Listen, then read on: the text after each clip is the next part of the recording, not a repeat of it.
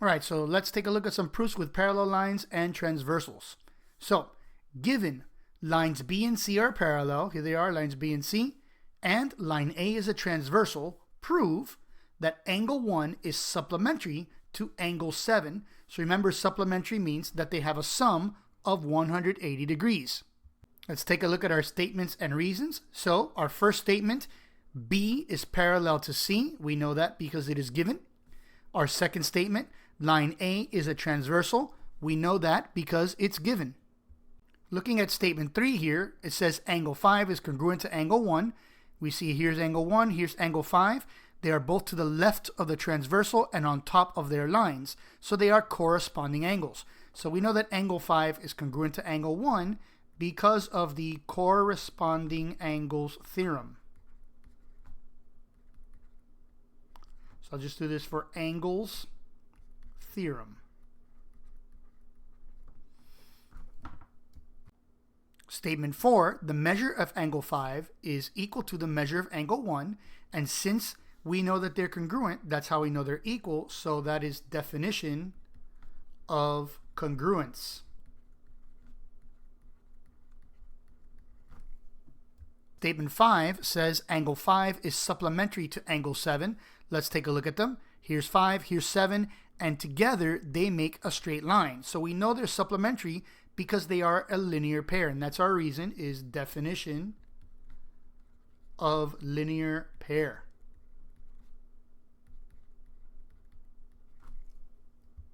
So finally, if angle 7 and angle 5 are supplementary, and angle 5 is congruent with angle 1, that means that angle 7 and angle 1 are also supplementary. And that is called the congruent supplements theorem.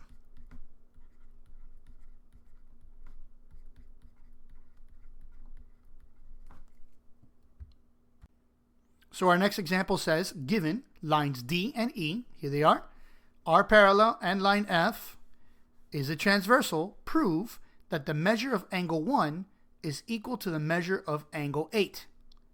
So let's look at our statements and reasons. Number 1, D is parallel to E, that's given.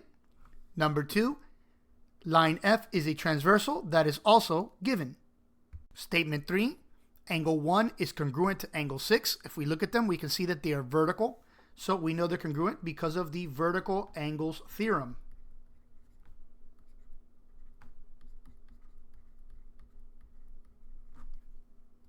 And since they are congruent, we know that the measure of angle 1 is equal to the measure of angle 6. So that is the definition of congruence.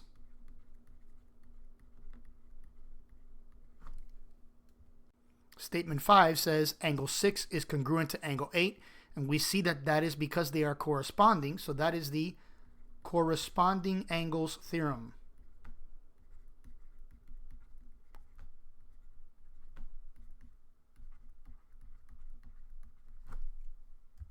That tells us that the measure of angle 6 is equal to the measure of angle 8. Again, the definition of congruence.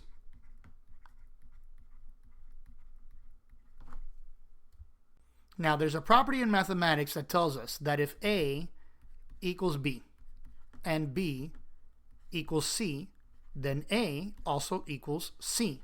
And that is called the transitive property.